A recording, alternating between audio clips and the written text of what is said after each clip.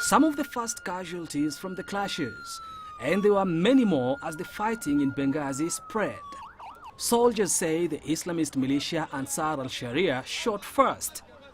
A group from Ansar al-Sharia fired on a patrol belonging to the Thunderbolt Brigade at one of the intersections.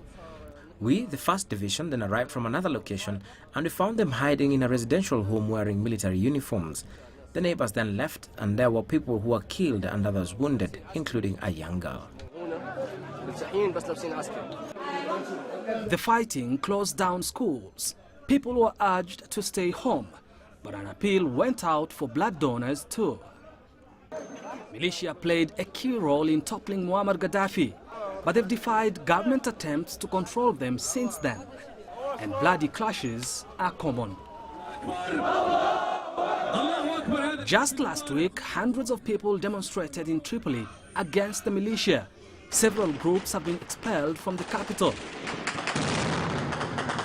Libyan Prime Minister Ali Zidane was in London this past weekend, seeking support in his attempts to establish his government's authority.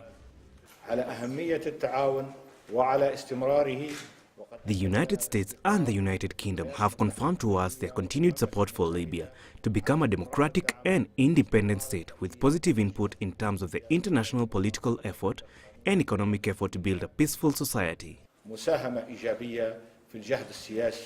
But this latest fighting is more evidence of the task facing Zidane and Libya.